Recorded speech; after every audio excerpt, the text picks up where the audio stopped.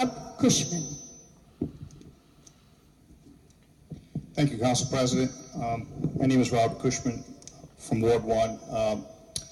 Just want to congratulate the council people-elect, and I hope you have a successful term on the council. 10 years ago, I was also elected to the council, and just a couple points. You're coming into a situation where I don't think you have a lot of data and information that you can use, hopefully to make some decisions. And I would hope one of the things that you would do is really advocate for getting a council auditor. It's a very important position. When I was on the council, it was somebody that I could rely on to ask questions to investigate certain areas. So without doing that, you're kind of a little bit in the blind. 2 years ago, I came before this council. I was actually invited to speak before this council on some of the budgetary trends going on in the city.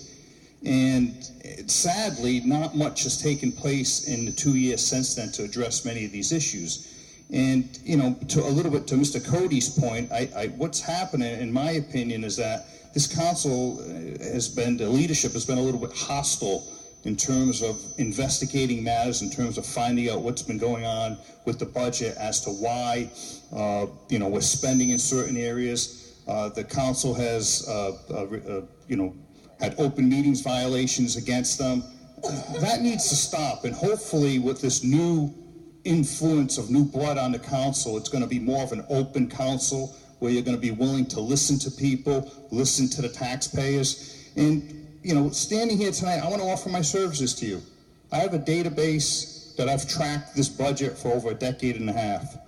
When you look at the budget coming up in May, you're going to see it presented probably in 2 years. A future budget going forward and 2 years going backwards. You cannot determine what is going on in this city by just looking at that narrow scope of data. You have to look at the trends over a 5-year period of time, over a 10-year period of time, over a 15-year period of time. And when you see what is going on in the city, it's going to be clear to you what you need to do, what you need to investigate. I've given some information that Councilman Lattisaw last week. I came before the Finance Committee. I was disappointed that the Finance Committee did not really want to listen to what I had to say.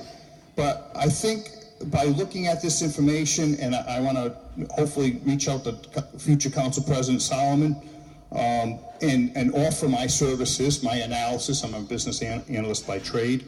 And hopefully get you the information that you need so you can make some good decisions. 10 years ago, we tackled a lot of tough issues under the leadership of Council President Solomon. Healthcare, we saved millions of dollars for the city. There is millions of dollars in savings out there, but you have to have the courage and the fortitude to ask the questions, to make tough decisions. It's not going to be easy. It's not even going to be easy to tackle these issues. There are people out here in this city that don't even want you to go and look at these things. I have my councilman-elect from Ward 1. We've had a great conversation together. He has some ambitious plans on things he wants to do in the ward. They're all going to cost money. The question is, where's the money going to come from? There's a lot of money out there that can be saved. There's a lot of things that you can do to save money. Have an open mind. I'm disappointed in the leadership of the last 4 years from the council president and from the finance chair. And to me, they haven't done their job. They haven't been the checks and balances that are needed in the city.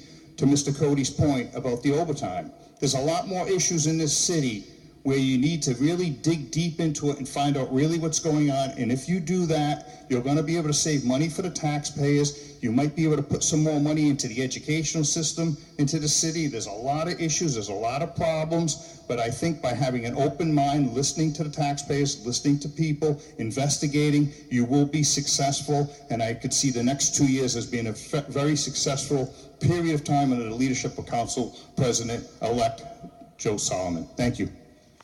Thank you.